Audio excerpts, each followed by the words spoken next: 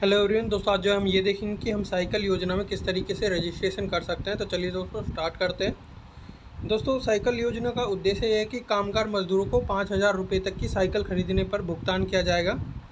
लाभ प्राप्त करने की शर्तें हैं कि पंजीकृत श्रमिक की 1 वर्ष की नियमित सदस्यता होना आवश्यक है। कीमत, स्रोत तथा तिथि बताते हुए साइकिल की खरीद के लिए वचन होना चाहिए। यह सहायता पंजीकृत श्रमिक को 5 वर्ष में एक बार एवं कार्यकाल में अधिकतम 5 बार दे होगी। ठीक है, सदस्यता वर्ष 1 होना चाहिए। आवेदन की सीमा 1 है। इस योजना के लिए वो सभी व्यक्ति अप्लाई कर सकते हैं जो ऊपर दी गई शर्तों के अंतर्गत आते हैं, और मजदूर की मृत्यु होने के बाद ये जो योजना है ये बंद हो जाएगी। ठीक है, अब इसके रजिस्ट्रेशन की प्रोसेस देख लेते हैं दोस्तों। तो सबसे पहले दोस्तों हम जो है गूगल पे लिखेंगे लेबर डिपार्टमेंट हरियाणा। जैसे ही हम लेबर डिपार्टमेंट हरियाणा गूगल पे लिखेंगे वैसे ही हमारे सामने देखिए लेबर डिपार्टमेंट हरियाणा जो है यहाँ पे ये वेबसाइट का नाम आ जाएगा। इसको जो है हम क्लिक करेंगे, तो हम क्लिक कर देते हैं। क्लिक करने के बाद दोस्तों हमारे सामने कुछ इस तरीके की स्क्रीन खुलकर आ जाएगी।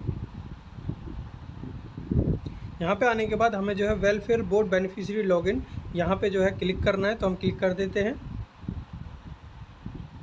तो क्लिक करने के बाद दोस्तों हमारे सामने कुछ इस तरीके की स्क्रीन खुलेगी। अब देखिए यहाँ पे हमें जो है यूज़र आईडी लिखनी है, यहाँ पासवर्ड लिखना है, यहाँ पे जो कैप्चा होगा उसे यहाँ पे लिखना है। उसके बाद सबमिट के बटन पे क्लिक करके हम जो है सबमिट कर देंगे। तो देखिए दोस्तों हमने यहाँ पे अपनी यूज़र आईडी लिख दिया, यहाँ पासवर्ड लिख दिया है, और जो यहाँ कैप्चा था उस कैप्चा को यहाँ लिख दिया है। अब हम जो है सबमिट के बटन पे क्लिक करेंगे, तो सबमिट कर देते हैं हम। सबमिट के बटन पे क्लिक करने के बाद दोस्तों हमारे सामने कुछ इस तरह की स्क्रीन आएगी। अब यहाँ पे देखिए हमारे मोबाइल नंबर पर जो रजिस्टर्ड मोबाइल नंबर होगा उस पर जो है हमारा OTP आएगा। उस OTP को हम यहाँ पे भरेंगे और फिर जो है सबमिट के बटन पे क्लिक करेंगे। अब देखिए दोस्तों हमने जो है यहाँ पे OTP भर दिया है। अब हम क्या करेंगे, हम सबमिट के बटन पे क्लिक करेंगे। लेकिन दोस्तों अगर OTP नहीं आता है तो हम जो है click here to resend OTP इस पर क्लिक करेंगे, और फिर जो है उस OTP को यहाँ भरेंगे और फिर जो है सबमिट के बटन पे क्लिक करेंगे। तो हम सबमिट के बटन पे क्लिक कर देते हैं। सबमिट के बटन पे क्लिक करने के बाद दोस्तों हमारे सामने कुछ इस तरीके की स्क्रीन खुलकर आ जाएगी। ठीक है, ये हमारा अकाउंट का इंटरफेस है। अब यहाँ पे जो है हम अपनी स्कीम के लिए अप्लाई कर सकते हैं यहाँ से। ठीक है, तो हम यहाँ पे क्या करेंगे, हम स्कीम्स जहाँ पे लिखा हुआ है, ये यहाँ पे स्कीम लिखा हुआ है, इस पर हम जो है क्लिक करेंगे। तो हम क्लिक कर देते हैं स्कीम्स पर। स्कीम पे क्लिक करने के बाद दोस्तों हमारे सामने कुछ इस तरीके का इंटरफेस आएगा। यहाँ पे आप जो है अपनी स्कीम्स को देख सकते हैं, किस किस स्कीम के लिए आपको अप्लाई करना है, कौन सी स्कीम के लिए अप्लाई करना है। हमें जो है हम थोड़ा नीचे आएंगे दोस्तों यहाँ पर, क्योंकि हमें जो है साइकिल योजना के लिए जो है अप्लाई करना है। नीचे आने के बाद दोस्तों आप देख सकते हैं, देखिए अंशदाता श्रमिकों द्वारा नई साइकिल खरीदने पर वित्तीय सहायता अमाउंट 5,000। तो इस योजना के लिए हमें अप्लाई करना है। अब देखिए दोस्तों जो यहाँ पे अंशदाता श्रमिकों द्वारा नई साइकिल खरीदने पर वित्तीय सहायता, इस पर जो है हमें क्या करना है, हमें सामने आना है। यहाँ पे देखिए यहाँ पे व्यू डिटेल है, इस पर हम क्लिक करेंगे। तो हम व्यू डिटेल पर क्लिक कर देते हैं। व्यू डिटेल पर क्लिक करने के बाद दोस्तों हमारे सामने कुछ इस तरीके का सरफेस खुलकर आएगा। यहाँ पे दोस्तों देखिए आप अंशदाता श्रमिकों द्वारा नई साइकिल खरीदने पर वित्तीय सहायता, डिस्क्रिप्शन दिया हुआ है। इस योजना के अंतर्गत हरियाणा राज्य की औद्योगिक व कर्मशील संस्थानों में कार्यरत श्रमिकों को उनके निवास स्थान से संस्था तक ड्यूटी पर आने जाने के लिए नई साइकिल खरीदने हेतु 5,000 रुपये का वित्तीय सहायता प्रदान की जाती है। पात्रता के लिए निर्धारित शर्तें हैं। श्रमिक को 5 वर्ष के ब्लॉक में एक बार 5,000 रुपये की राशि साइकिल खरीदने हेतु वित्तीय सहायता के रूप में प्रदान की जाएगी।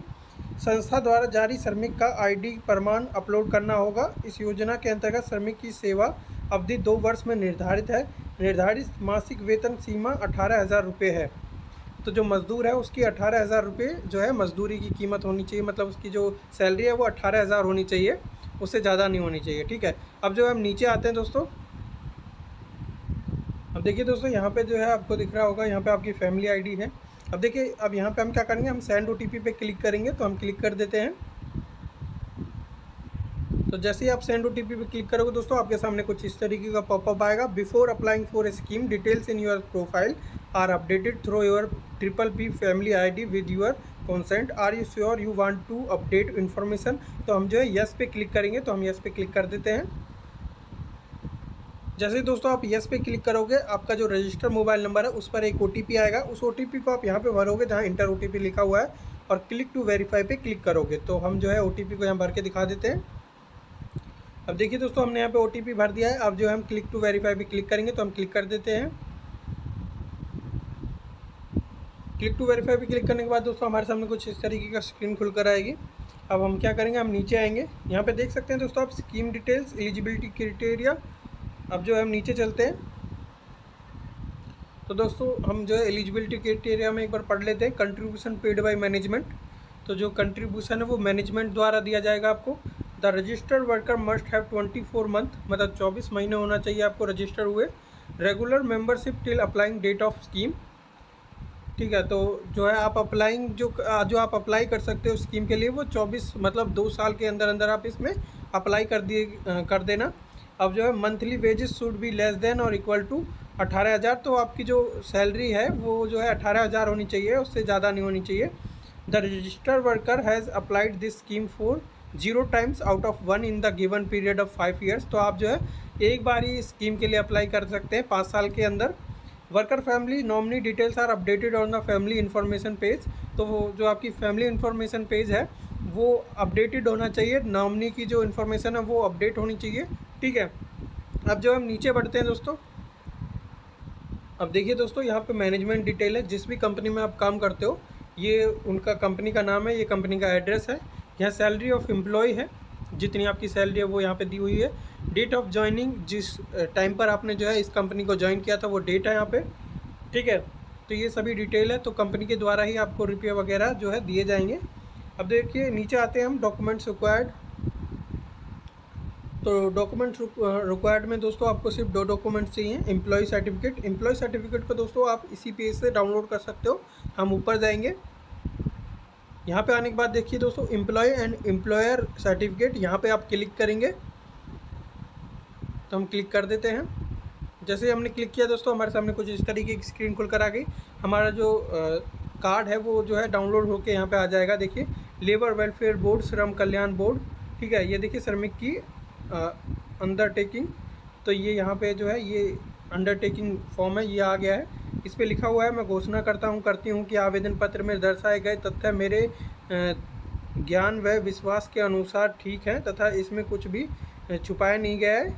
बहकाने या छुपाने की किसी भी स्थिति के मामले में मेरे विरुद्ध जैसा भी मामला हो, अपराधी के तौर पर भारतीय दंड संहिता की धारा 182, धारा 415 सह धारा 417 तथा धारा 420 के तहत मेरे विरुद्ध कानूनी कार्रवाई की जा सकती है। बोर्ड की योजना के अंतर्गत यदि किसी कारणवश देय के अधिक राशि स्वीकृत हो जाती है तो मैं श्रम कल्याण बोर्ड को अधिकार देता हूं कि वह मेरी संस्था के माध्यम से अधिक जारी की गई राशि मेरे वेतन से कटौती करके अपनी भरपाई कर ले।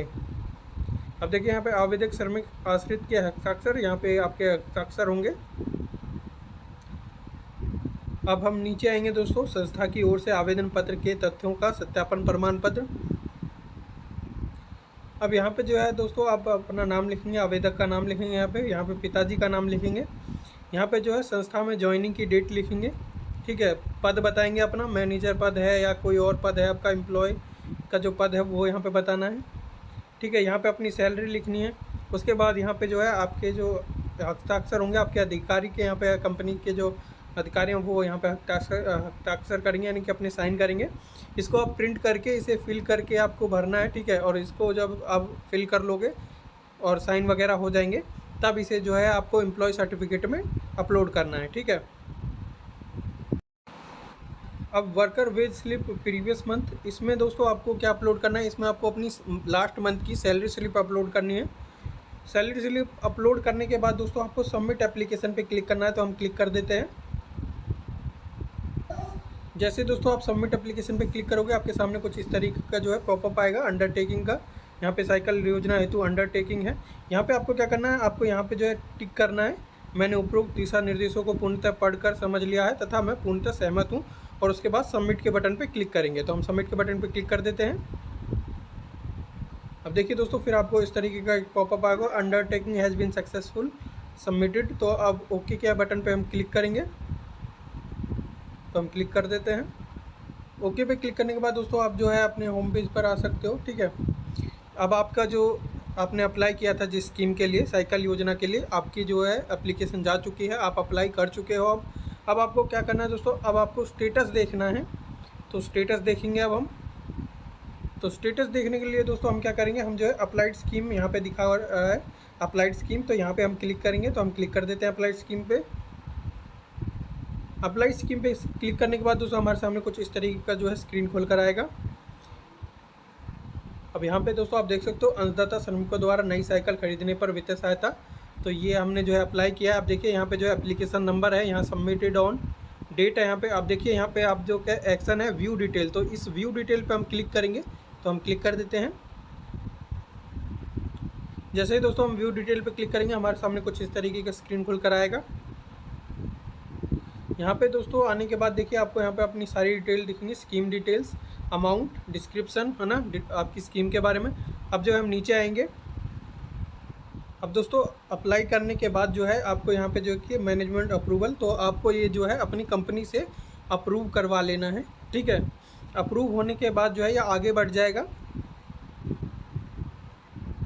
जैसे ही कंपनी से अप्रूव कर देगी, ठीक है, वो इसे अपने अंडर ले लेगा, अप्रूव कर देगी। जैसे ही कंपनी आपकी जिस कंपनी में आप काम करते हो वो इसे जो है अप्रूव कर देगी। ये जो है फिर LWF जो ऑफिस है वहाँ पे चला जाएगा, ठीक है। और जैसे ही ये LWF के पास पहुंच जाएगा दोस्तों, वहाँ पर जो है ये पहुंचने के बाद अगर कोई ऑब्जेक्शन होगा तो यहाँ पर जो है आपको ऑब्जेक्शन शो होगा। देखिए यहाँ पे स्टेटस ऑब्जेक्शन, तो यहाँ पे आपको दिख रहा होगा पिछले मास की वेतन पर्ची, please upload salary slip for the month of November 2024 with DDDO stamp and signature, worker is working in 2 different management, please exit 1। तो एक को आपको हटाना है, 2 जगह पे काम कर रहा है तो एक को हटाना है, ठीक है। और जो है सैलरी स्लिप जो चाहिए वो नवंबर 2024 की चाहिए, ठीक है। तो ये यहाँ पे लिखा हुआ है। अब देखिए हमें जो है इस ऑब्जेक्शन का जवाब देना है, तो हम वो दिखा देते हैं। हम नीचे बढ़ेंगे जहाँ पे हमने ऑब्जेक्शन का जवाब दिया है। अब देखिए दोस्तों हमने यहाँ पे देखिए ऑब्जेक्शन का जो जवाब है वो यहाँ पे दिया है, यहाँ पे रिप्लाई किया हमने। ये देखिए observation published by view observation letter, ठीक है, व्यू, और देखिए यहाँ पे सबमिटेड ऑन, इस डेट को हमने जो है जवाब दे दिया था। तो इस तरीके से आपको भी जवाब देना होगा। जो डॉक्यूमेंट अपलोड नहीं है, मतलब अगर आपने जो है सैलरी स्लिप अपलोड नहीं की थी तो ऑब्जेक्शन आ गया, या फिर आपने कोई और सैलरी स्लिप अपलोड कर दी थी तो ऑब्जेक्शन आ गया कि आपको जो है इस मंथ की जो है सैलरी स्लिप अपलोड करनी है, तो फिर जो है आपको दोबारा जो है अपनी जो है उस मंथ की जो सैलरी स्लिप जो मांगी है, उन्होंने नवंबर मंथ की मांगी है, तो नवंबर मंथ की सैलरी स्लिप आपको जो है अपलोड करनी होगी, ठीक है। उसके बाद फिर जो है आपको यहाँ पे रिप्लाई वाला ऑप्शन भी शो हो जाएगा कि आपने रिप्लाई दे दिया है और इस डेट को आपने रिप्लाई सबमिट कर दिया है, वो यहाँ पे आपको शो हो जाएगा, ठीक है। अब आपने जो डॉक्यूमेंट वगैरह अपलोड कर दिया, आपने रिप्लाई कर दिया और वो रिप्लाई ठीक मिला, उन्हें ठीक लगा, तो वो आपको देखिए यहाँ पे आपको कमेंटेड बाय ऑफिस, तो देखिए यहाँ पे detail furnished by the applicant and establishment were cross checked with the establishment record personally by me and the same were found in order. The applicant fulfill all the requested parameters and it is his only application form for availing the benefit under the scheme. The establishment has deposited the contribution in context of the applicant till due date. The recommendation for accepting the application is made and the applicant is entitled the mandatory benefit amounting to ₹5,000 only under the scheme. तो देखिए अब वो जो है उन्होंने कहा है कि हम जो है अब इस एप्लीकेंट की जो इस एप्लीकेशन है इसको अलाउ कर रहे हैं और आगे प्रोसीडिंग में भेज रहे हैं, ठीक है। तो ये जवाब मिलेगा आपको उनकी तरफ से, अगर आपका जो सबमिट डॉक्यूमेंट, आपके जवाब जो आपने रिप्लाई दिया वो सब कुछ सही होता है। तो अब जो है इन्होंने जो है एक्सेप्ट कर लिया। अब इन्होंने अपने हायर ऑफिसर को भेज दिया है। देखिए यहाँ पे additional charge labour welfare office, तो इन्होंने क्या किया है, यहाँ पे दूसरे ऑफिसर ने the application is accepted as proposed, तो देखिए ये भी एक्सेप्ट कर चुके हैं, ठीक है। अब ये जो है अपने हायर ऑफिसर को भेज देंगे।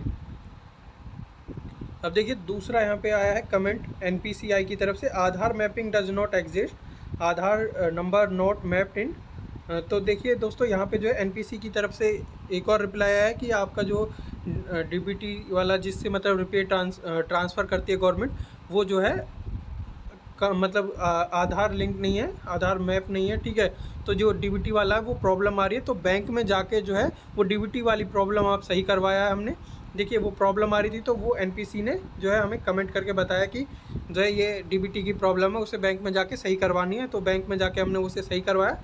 फिर जो है beneficiary NPCI issue is resolved and the application is sent for DBT approval by the worker। तो देखिए अब NPCI ने कहा है कि DBT वाली जो प्रॉब्लम है वो सॉल्व हो चुकी है। जब हमने बैंक से जो है DBT वाली प्रॉब्लम सॉल्व करवा ली, तो NPCI की तरफ से आ रहा है कि जो DBT वाली प्रॉब्लम थी वो सॉल्व हो चुकी है और स्टेटस जो है अप्रूव दिखा रहा है, ठीक है।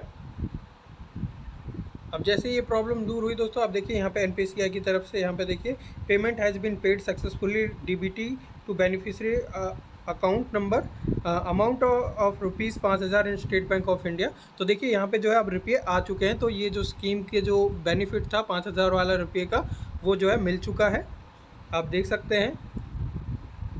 तो दोस्तों इस स्कीम में अप्लाई करने के लिए आप जो है उस कंपनी में 2 साल तक काम करते रहना ज़रूरी है, ठीक है।